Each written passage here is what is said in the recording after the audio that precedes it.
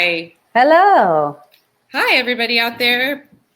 We are live here with Permission Granted, and I have the special opportunity here to have my sister, Kendra, on live with me tonight.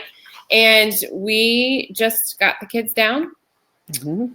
So, just wanted to come out. Yeah, just keep that in mind, everybody. My husband is here. Yours is not home at the moment. So if they come out, it's up to you. So we will just keep that in mind. Everybody that's probably watching, it's a good chance that they get that. Yeah, that's good. You're doing double duty right now. Yes. And a dog that I'm waiting to come in from the outside. So yes, we'll get it all figured out. I asked Matwan, and I'm like, just take the dog as well with you, and just because I'm not very happy with her right now. I saw. Did you see that? I did. I am not very happy with her. So that happened this evening. And I mean, it was funny for a quick second, and then it wasn't. Yeah, when you realized you didn't have your dinner. Yeah, when I realized, that she legit had put her feet up on the counter. Yeah. And stuck her nose in the dish. That's gross. Not happy. Yeah, it's kind of gross. So, Kendra, let's tell a little bit about you, and we're going to jump right into our fantastic conversation that we had to put on pause earlier. Kendra works as the well-being manager for Torrent Consulting in Charlotte, North Carolina. And she's my sister. And she's a mom to 3 and wife to Scott. And she's a brilliant communicator, professional coach. And she's a 9 on the Enneagram, just like me. We have that in common. Oh, where'd you go? Come back, Kendra. Well, what can we say about Kendra now that she's not on here? Are you coming back? Yeah, sorry. Can you hear me? I can hear you, but I can't see you. It's the camera button to turn it back on. Okay. Technical difficulties. There you are. Here I am. Could you hear me the whole time? I could. Mm-hmm. Okay. It's just my old computer that likes to be funky. You gotta love it. So, thanks for being on here tonight. Yeah. I'm excited. Yeah, me too. We started this conversation, well, most recently, in September. And when you were telling me about some of the things that you had been doing, I was like, this is a great conversation that has Permission Granted just written all over it. So I wanted to be able to share this conversation with everybody that files Permission Granted. So I wanted to talk about how Permission Granted is all about being who you are right where you are. It is about that. But it's also about pursuing all that you're meant to be. Mm-hmm. And so sometimes that means trying something new. That means growing. That means pursuing new possibilities. And I don't know what happens. I don't know. What age does this happen? I don't know, like 12, 13, 16, that trying new is hard. Yeah. Like as an adult, I don't know. It's not my favorite place to go. No. And I don't even know if it's age dependent. I think sometimes it's even more personality. Yeah, maybe dependent. That's it. But for sure age, I think too. But I know a 5-year-old and a 7-year-old who struggle to try new things. So. Yeah, I know that's true. That's true. Sometimes. But then at the same time, like we were talking earlier, how as a kid, you're probably, a couple times a week trying something that you've never done before. Yeah. Yeah. There's a lot more grace for yourself when you're like, oh, I'm just learning this. We've never covered multiplication before. So of course I don't know what I'm doing here. Yeah. Right. A lot more grace for yourself at that point. Yeah. So tell us a little bit about your newest experience with new. You have always kind of wanted to do this. It's been something that you've talked about for a long time. So tell us a little bit about that. Yeah. So I this desire to learn how to speak Spanish has been on my heart for quite some time, actually. So I took 4 years of Spanish in high school, like most of us are required to do, and then go on to remember very little of it. And then when we moved to Charlotte in 2006, I remember reading the stat about the percentage of the population in Charlotte that was Spanish speaking. And I was like, wow, I mean, it was about half, maybe even more than half, or I don't know, 40, 50%, something like that at the time. And I was like, dang, that's wild. I wouldn't have known that. And it kind of just started like rumbling around for me then. And then a few years ago, actually like 8 or 9 years ago now, good friends of ours, Daniel and Jamie, had what they called a dream fest, where we all got together and shared what our dreams were for the future. And my thing that I said was, I really feel like I'm supposed to learn how to speak Spanish. And I didn't know why or for what reason, other than I just felt like I could connect with people through that, or that maybe somehow along the way it would be a need or of use. And so I like to say that I do have goals and I do accomplish things. I just don't accomplish them quickly. Typically, I take some time to complete them. And so this just kind of kept coming up and over for me. Like, okay, I'll try again. And I would try for a month or two, and doing like Duolingo, or I used to work in higher ed. So I had a couple of students who were Spanish speaking, and they would meet with me and try to help me. And so I just would keep trying, but like not have practical ways to practice it. And so I would struggle. And then it would just kind of taper off, and I wouldn't go anywhere else with it. And so honestly, I'm trying to remember, and I think when I was telling you earlier, I couldn't quite remember what kickstarted this again for me, but I think I remember now. It was my oldest daughter last year in 3rd grade, she had this boy who joined her class in October, and he only spoke Spanish, and he was so sweet. And I just processed that a lot with Elle. Like, can you imagine what that's like to come into a new school, to not be able to speak the language? Like, how hard must that be for him? And that just kind of got my wheels turning. I have a heart for hospitality, for welcoming people, for people to feel comfortable in their own skin and be known. And it kind of snowballed from there when I thought about refugees and immigrants, and like, gosh, if I could show, even if it's broken and not that great, if I could show people who moved to Charlotte and are Spanish speaking that I'm trying to like bridge a gap and talk to them in their own language, like I can't think of a more hospitable gesture. So that's really what kind of prompted it again. So in January of this year, long story short, in January of this year, I said, I'm doing it. I'm recommitting. I'm going to make this happen. And so my goal was, when I started in January, by September, we have this big company get together in September. And I said, by September, and we also have one of our offices is in Antigua, Guatemala. So I said, by September, I'm going to be able to carry on a 10 to 15 minute conversation completely in Spanish with one of our Spanish speaking tour guides. That's amazing. Yeah. That's amazing. Oh, and before we do that, so we're both Enneagram 9, and that whole like taking a long time for goals. And I mean, I think that that's definitely indicative of 9s, that it just like, sometimes it's like plodding. It's like, it's almost painful. Yeah, it is. It's almost painful. Yeah, like I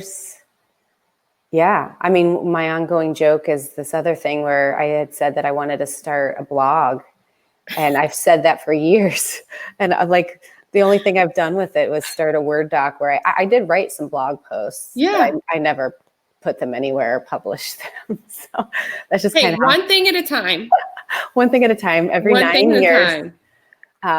So slow moving. It is, I think it is connected to my 9ness for sure. I don't know if that's every 9, but for me, it's a lot of like discerning what is it that I want, what do I have the energy to work on?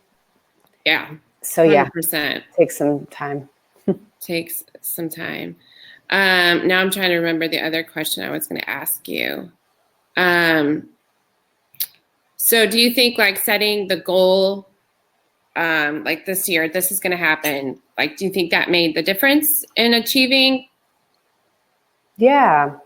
Yes, that. And then, so a couple things, setting the goal of like where I was going to land with this, and that helped. And then, if you've done Strengths Finder, is through Gallup, responsibilities in my top 5.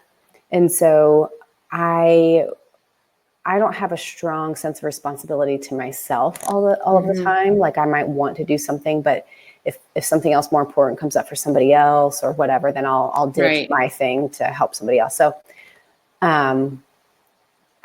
I realized like I had to probably speak it and say it so that other people knew about it. And that's scary. That is scary, because then I was like, well, I will be, because of that responsibility strength, that's so true for me, I will do it.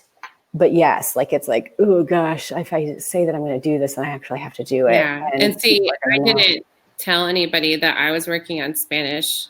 Like when I downloaded Duolingo, nobody knew. And then when it started like yelling at me and holding me accountable, I just decided to delete. Like, I'm like, I can't deal with this. And I just deleted it. I know. Because I didn't, there, like you said, there was nothing else holding me accountable. I think that sometimes if we're pursuing something, that it is good to invite people into that space. Yeah. And so setting a goal, telling people, actually creating a plan. I hadn't really done that before other than Duolingo. So like I bought a couple books that had been recommended to me. I started doing Duolingo. One of our Spanish speaking tour guides in Antigua was needing to learn English. And so he and I set up a time once a week where I would speak with him for 15 minutes in English, and then he'd speak with me for 15 minutes working on Spanish. And we've done that all year pretty much. That's amazing. So it's just stuff like that. And then one of the biggest thing though, was one of the apprentices that works in our Charlotte office.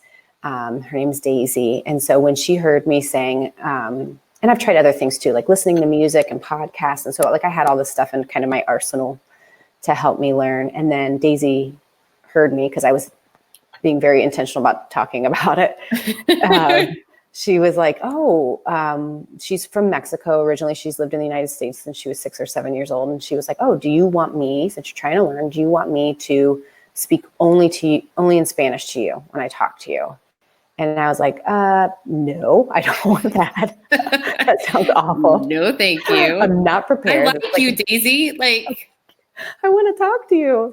I want to be able to have a conversation with you, Daisy. Yeah. And it was so uncomfortable. Like that would be uncomfortable for me. No, I don't want you to. Yeah. And I legit, I'm not making fun of myself. I told her like, no, I don't think so. And then I went home and I thought about it. Yeah, that's probably what I need. And so I told her the next day, I was like, yeah, actually, if you want to do that, and when we only speak in Spanish, that would be great. And so she said, okay. And so then I just avoided her for a while. Oh my goodness. So September was your goal to have a 10-minute conversation at your Torrent Fest. Yeah. So I kind of want to dive in a little bit and talk about like, how did you deal with those feelings of uncomfortable and those feelings of like, this doesn't sit well on me? Because I feel like sometimes like the idea of a goal is great and the idea of pursuing something new is fantastic. But like, as soon as we kind of like stick our big toe into it and it just feels like terrible, like scratchy, nasty pajamas or something like that, we're like, I'm out. I give up. So can you talk a little bit about like how did you combat those, like the negative feelings of pursuing something new, of trying something that you'd never done before? A few different things. And I will say the accountability of somebody who was a caring, kind, but disciplined accountability partner was great. Mm-hmm. Like Daisy, she eventually just put once a week meetings on the calendar with me. She created lessons for me to go through. So she was like and I've told her this, she's a major driver. I think I would have probably given up because I am like that. And so having accountability and someone encouraging me and challenging me and pushing me was, sometimes I've told her, I'm like, I feel like you're just dragging me across the finish line. This isn't really fair. But yeah, it's a whole mindset. I mean, I don't think, and this was something I realized, I used to talk to college students about growth mindset and how growth mindset is more of an indicator of your success in college than your academic grades and scores previously. Like your growth mindset really can carry you far because you just keep trying, you don't give up. And I, as I prepared for those talks with college students, I'm like, I don't know, I think I've got a growth mindset. I always want to learn and do and try. And then I realized around Spanish, because this is, again, I've been trying for 8 or 9 years. So this is a few years ago. I realized like the conversations that I had in my head to myself about learning Spanish were, you're never going to get this. It's better to learn a language when you're young. You take it in more easily. It's going to be so hard to learn if you're never fully enveloped in the culture and the language. And so if you just kind of pop in and learn and pop back out, it's not going to work. Like I just had all of these negative tapes playing in my head and reasons why it wasn't going to work. And so I really had to clue into that and realize like, okay, I've got to tell myself that I can. And believe it. So a lot of positive self-talk, sometimes visualizing. I remember in January laying in my bed, I wasn't asleep and I wasn't dreaming. I just was kind of envisioning having a conversation in Spanish and believing that I could. I love that. It felt way easier in that vision than it does in reality. But I'm working towards it. I love it. I think, let's see what else.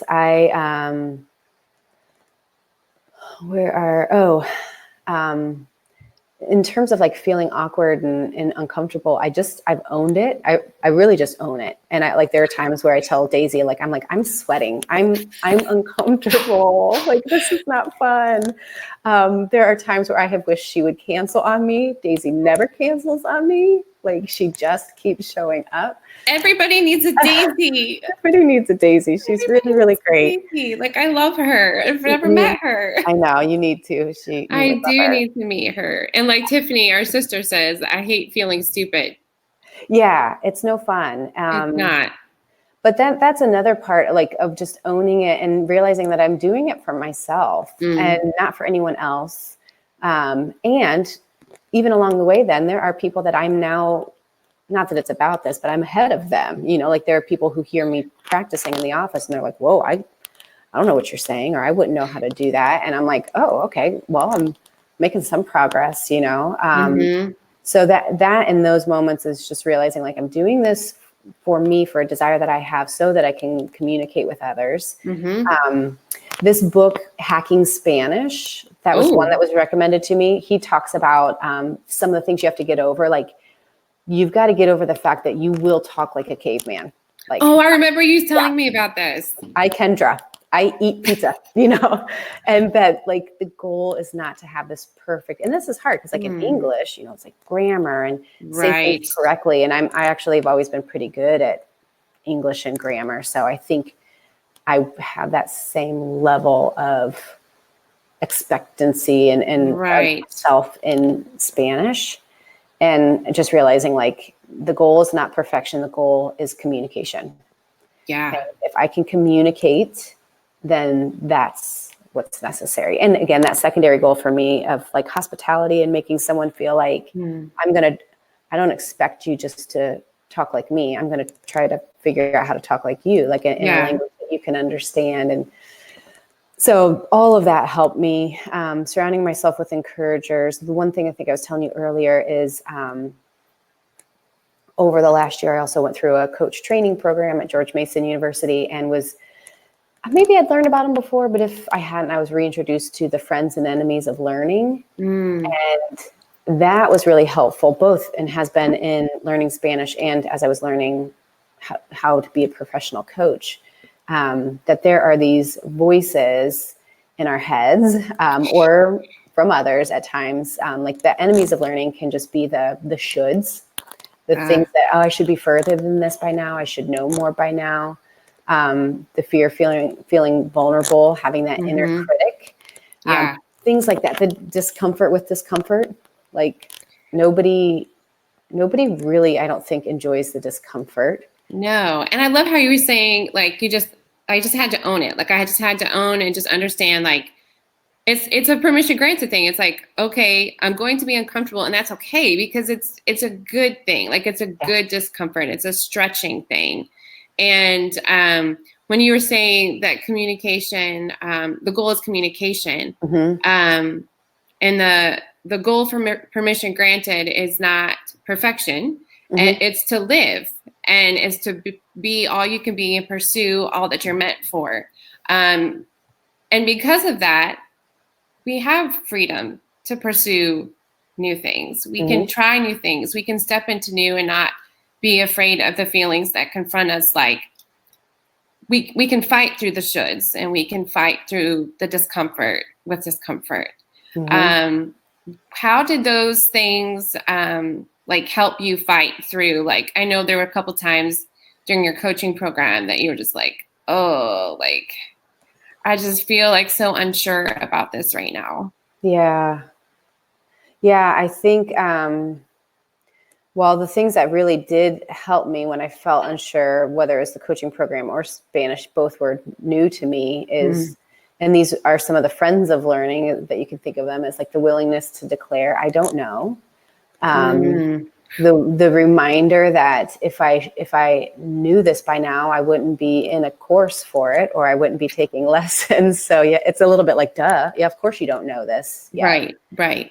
But also just like a reminder, like there's no shoulds here. Like you are open to learning. It's okay to not know. Getting curious versus being judgmental of myself, like where I think I should be. It's more of getting curious, like, oh gosh, what am I supposed to be learning through this? And I do think, again, in my role as a well-being manager for our company, we do have, I suppose, maybe almost a quarter of our employees who they're who predominantly Spanish speaking. And so they're having to learn English. A lot of them, they're going to English classes. They're doing their best for the business to be able to communicate with other team members and clients. And they speak English, but they're working on improving and getting better. And I now know I can identify with them a little bit better. Like it's hard. It's exhausting, actually. So it gives me an empathy with others in a way that I wouldn't have had before. But it's totally worth it. Like I think being new to something just opens up opportunities and possibilities that, while scary, are better than just sitting in the comfort zone. Have I ever told you about that? The comfort, growth, and panic zone? Yes. As a 9, you've shared that with me multiple times. Because you're such a great sister. Go ahead. I think that would be great to share. And you know what? There was a question too. Amy was asking you about your thoughts on a vision board to reach a goal. So maybe you can kind of talk about both of those things. Okay. Well, all right, I'll start with the comfort zone. So this is something that we share a lot at my company. And it first was given to me when we did high ropes courses with college students. And it's just this idea that, like, wherever you're standing, if you think of like a circle right around you, that's your comfort zone. And that's where things are nice and safe, and it's known. And I call this my like Friday night on the couch in sweatpants with a bowl of ice cream. That's, it feels so good. It feels so good. So nice. Coffee ice cream specifically. Coffee ice cream. Haagen-Dazs coffee ice cream. Nice. Speaking of, I'm going to break into my cookies. Oh, nice. Okay. But then grab a snack, everybody. It's snack time. Somewhere, wherever you are, it's snack time. I'll get mine after. But yeah, so you have your comfort zone. Then and it's great, but not a lot of growth happens there. It's comfy, but you don't really grow there. Then if you step out, draw like a larger circle outside of that, that's your growth zone. And that is where things get a little bit more exciting and scary. There's a lot more unknown, a little bit more risk, but there's a willingness to dream in the growth zone, and you do grow. And then the third circle, if you draw another one outside of that, is the panic zone, where if you're pushed too far, too fast outside of your growth zone, you really just freak out. It's a little bit like Maslow's hierarchy of needs. If you've ever learned about that triangle, like instead of like, oh, love and belonging, self-actualization, you're like, just get me back to safety. I need food, water, shelter, safety. And that's kind of what happens in the panic zone. If you just get thrown to the wolves, if you just get pushed out of your comfort and growth zone too quickly and, experience too much, then you don't learn and grow there either. But there's this sweet spot in the growth zone. So the vision board, yeah, I think so. I mean, I'm not the best at goal setting. I'm not one to, at the new year, start a new goal. Like I've wrestled through that too. And a lot of that's come back to being a 9 and needing to really figure myself out a little bit. Like, why don't I set goals? And why does it take me so long to achieve goals? And I have achieved things in life, right? Like I really had to ask myself those questions, because I don't do it the same way as someone who's like, cool, January, I'm setting a goal and I'm going to do this. And I've got, my girlfriends do like their word of the year every January. And I'm like, I don't know, guys, I don't have a word. I'm sorry. And I don't know that I will, but a vision, if that's you and that's how you work and doing that, because I do think, like I was saying in that moment laying in my bed in January, I do think envisioning, seeing yourself doing something is really healthy and helpful. A little bit of believing it and desiring it before you actually, set the steps in place to achieve it. But absolutely, I think it could be helpful. Let's see, I'm looking at my questions here. Do you think that there's a point, I know for me, as someone who can get stuck and swallow and stay in the comfort zone, I think sometimes for me, what makes me move is this point where I'm like, it's more painful to say, I've still not done this, I've still not tried this, than to go ahead and step out and try it. To go ahead and be brave, try on brave, and just okay, yeah, I'm just gonna do it. I'm just gonna go for it. And sometimes I've found where, cause like you're saying, beating myself up, but sometimes I'm like, oh my word, what are you waiting for? What are you so scared of? What is so scary about this new thing that you're attempting? And I think for me, it's definitely the fear of failure. That's a huge, huge thing. Sometimes there's a safety net, but not always is there a safety net.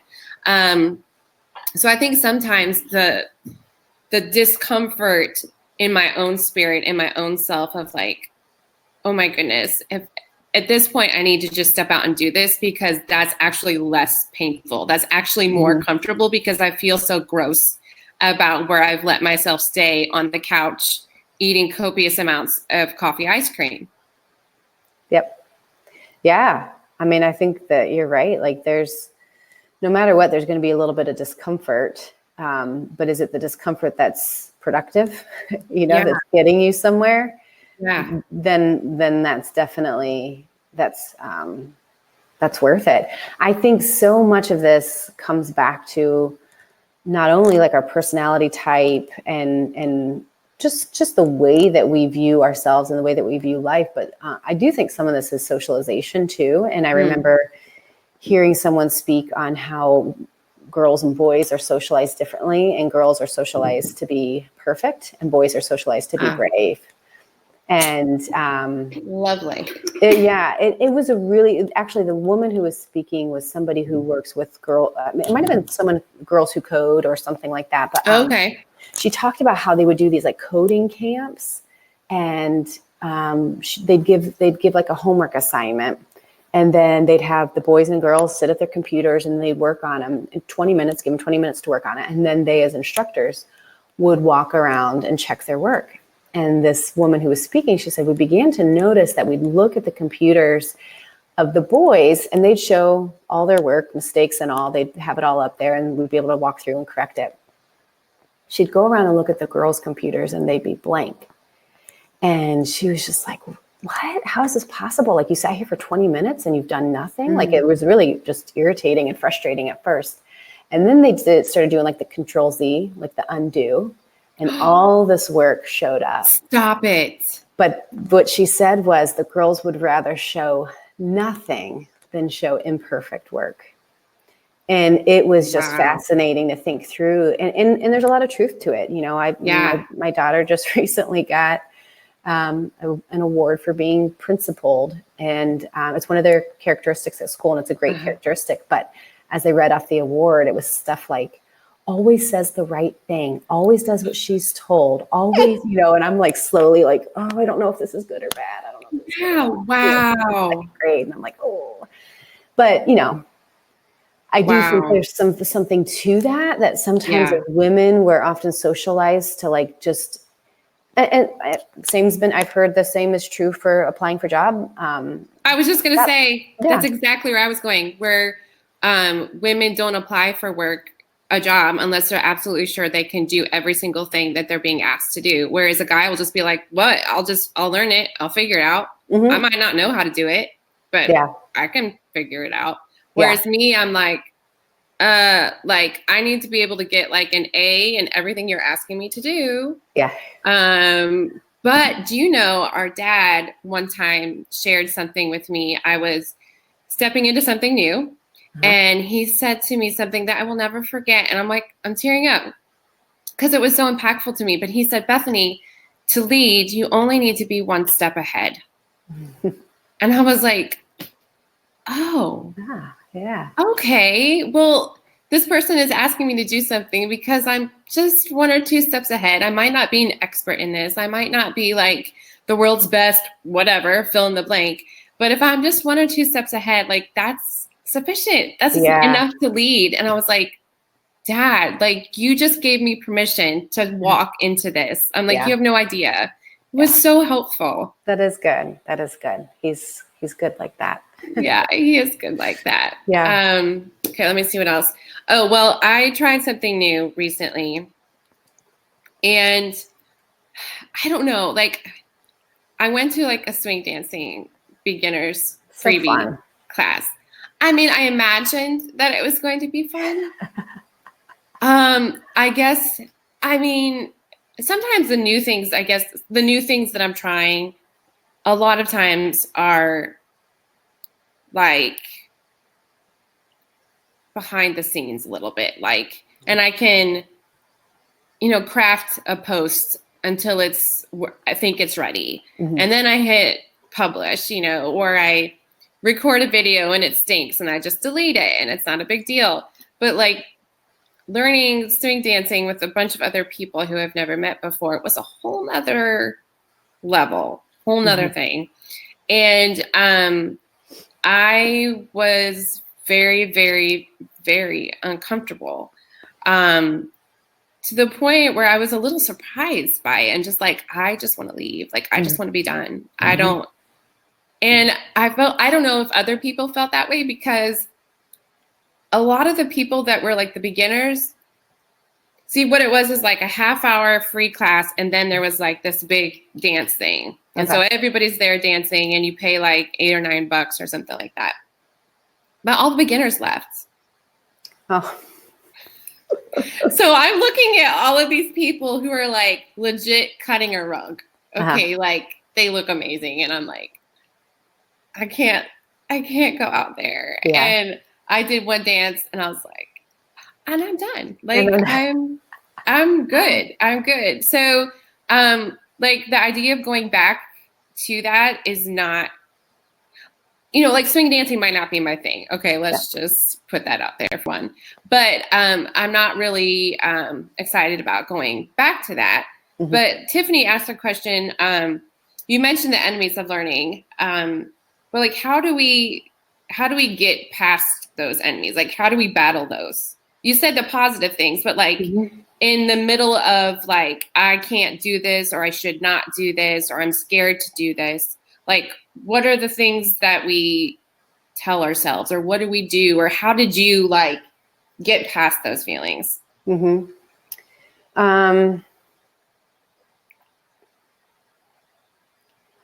So much of it, I mean, I think, again, going through my coaching program, this has been a year of tapping into mindfulness and meditation and practicing presence and just being in the moment. And mantras are really helpful for me. Like that one up there. How do I point to it? Oh yeah. What does it say? It says begin again. And that was something. So first of all, I'd say if you have the chance to invest in professional coaching, get a coach. It's helpful. And if you don't have the money to do that, get a good friend who's going to equally support you and challenge you.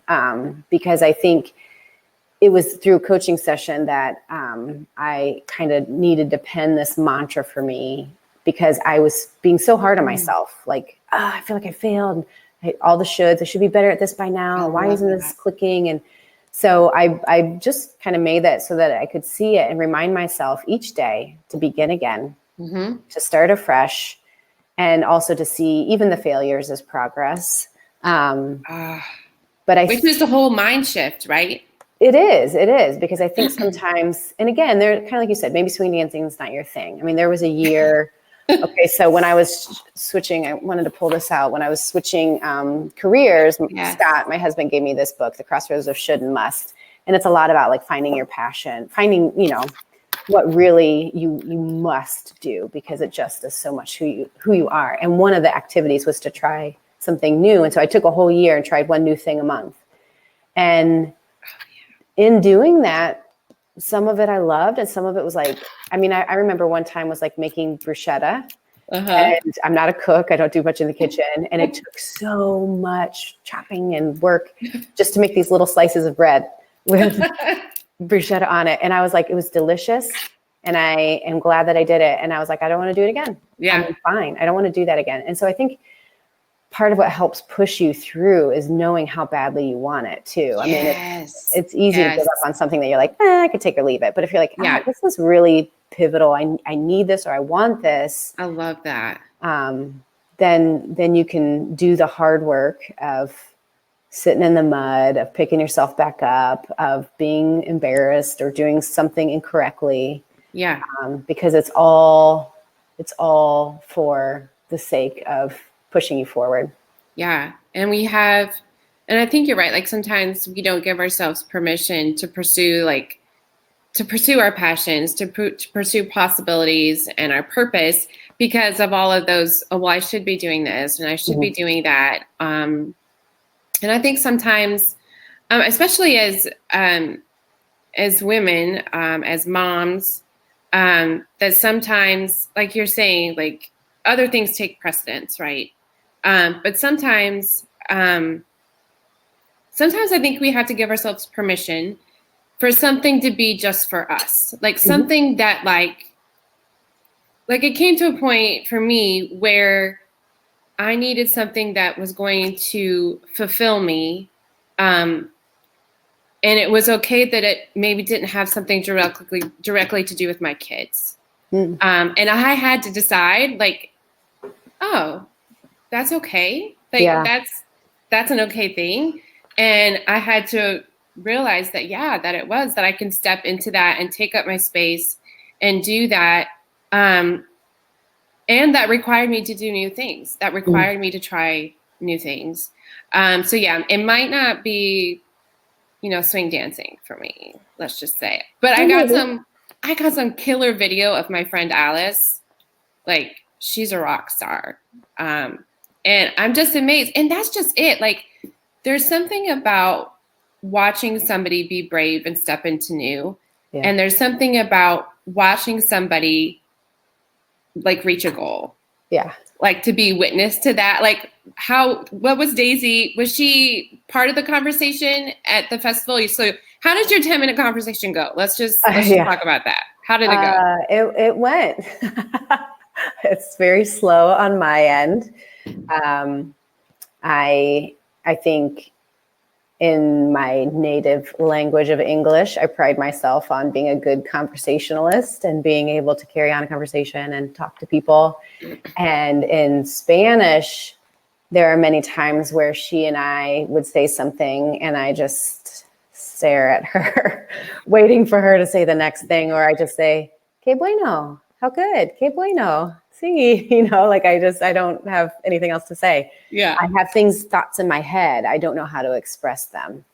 What was that like? What was like sitting in that? Like, I don't know, just that moment. Yeah, and so she was not in the conversation at Torrent Fest. That was with 2 other friends from work. But it totally, I feel, I have all of the feelings. I feel silly and foolish at times. I feel incompetent. As I was preparing for this, I was thinking through, like, I've said this for a while now, but just being new sucks. I don't care what it is. I don't care if you're new to a job. I don't know if it's such a vulnerable place. You're vulnerable. Everybody wants to be on the other side of it. You want 100%. To have arrived. You don't want to, but that's just the thing. If you don't try it for yourself, then at one level, at best, you could miss out on opportunities. You kind of stay small. You don't step into your space, like with Permission Granted. But at worst, when you don't try new things, it can go unhealthy with frustration, bitterness, anger, or jealousy towards other people who are doing it. And you're kind of like, 100%. Why are they doing it? I want to do it. Well, guess what? You're comparing their success to you sitting on the couch. Like you're not there as they're failing. Right. A cool thing, the hero's journey. It's the whole thing that leads through literature. It's been around for centuries. It's like there's a hero with a problem. He meets a guide. We talk about this a lot at work, but it's literature, whatever. And I read, somebody was saying the other day that she was like, can we talk about the fact that most heroes don't necessarily make it to whatever their success is in real life? Like they do in the movie, it's all tidied up within 2 hours. But in reality, she's like, she talked about some family members who had struggles, and she was like, I'm more interested in how do you keep showing up over and over again when it's really hard? And how do you keep choosing to do it when you know that maybe you can't or whatever? And anyway, she had this great line about just sitting here, the hero in the mud. And I was like, it's so good. It's so true. It's the messy middle. It's the stuff that it's not fun. And it's honestly why a lot of times we're doing better, I think, sometimes as a culture to represent the failures. But I still don't think we know how to really actually live it out and do it in real life. Like we still want to be able to be on the other side of it and say, hey, look, I had a failure. Yeah. But I'm here now and it's good. It's hard to be in the middle of it and say, gosh, I keep feeling like I'm screwing up and I'm trying really hard. So yeah, it's not fun. And I don't think anybody wants to stay there or be there or even admit that they are in that new place. But so I think just new in general sucks, but it's worth it because I think, especially if it's in service of getting you where you want to go. I mean, it's got to be 100% to get you where you want to go. It's worth it. So what did you learn about yourself through achieving this goal? Well, I learned some habits are very hard to break. So once I achieved my goal in September, I was like, and now I'm done. I want to stop practicing. I don't want to do this anymore. And that's it. And that's it. That's a wrap. But Daisy won't let me. No, I told Daisy. I was like, Daisy, come on, Daisy. No, I told her, I was like, can we keep meeting through the end of the year and just kind of see where this goes? And I told her, I'm like, I know and I think this has been part of it, like being able to have someone that I can be really honest. Like, here's the deal. I know that unless you quiz me at the end of the week, I'm not going to practice unless and she's, I know that maybe that's rare, but I think there's people out there that you can find to support you in your goal, or find those measures, that will support you. But yeah, I got to keep going. So that was part of it. It was a little bit of like, cool, phew, I achieved the goal. I can be done. Keep going. Like, no, that's only like a step, a milestone in achieving your overall goal. So, so that was honestly my first gut reaction. I was like, it's done. I can be done. Check that off. Check that off. I'm done. But I know that I'm not, and I know that I want to keep going and keep trying. Do you have another goal associated with Spanish speaking? No, I don't at the moment. But I am just to continue practicing. I set up the timers on my Duolingo so it would ding me and yell at me. So that's been helpful. I hadn't been doing that. But no, I don't have another goal. I hope I'll get to our Antigua hub sometime, and I want to be able to carry on conversations there in Spanish. And Daisy and I, honestly, the 10-minute conversation at Torrent Fest was small. Daisy and I have done 15, 20-minute conversations as we've practiced. Now, she's way more complimentary of me than I think is deserving, but she's kind. Yeah, Tiffany's asking for some Spanish lessons. Are you at the point where you could teach Spanish? No. I was to teach. I'm trying to think of the word to teach. Solamente practicar español. Solamente practico español con Daisy y con mis compañeros a Torrent. Nice. That was awesome. That was so great. That was so great. Cannot give anybody lessons at this point, although I am trying with my kids. That's awesome. That's awesome. I love the language. So Damani's doing Spanish right now. So I'm like all about it. I love that. I've always loved Spanish, but that was amazing. Like that's gotta feel pretty great, right? Yeah. Yeah. Able to say that. Yeah. You don't know how caveman-ish it was, but it sounds it sounds great. No, but I do want to keep trying or keep practicing. I do want to get practically fluent. I don't think I want to be realistic. I don't know that I'll be like fluent, but I want to be fluent enough to carry on conversations and, that's amazing. Do what I need to. Do you think this will fuel other, like this experience in you? Will it inform more challenges? Will it inform more new experiences for you? I think so. For sure. I think that's kind of like the whole object in motion stays in motion kind of thing.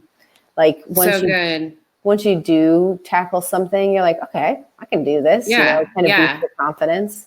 But I do think that there's something to, I think healthy is growing and becoming. And I mean, I remember, I don't know if I told you this, several years ago, reading a Charlotte magazine, and on the cover was this woman, Marie Will.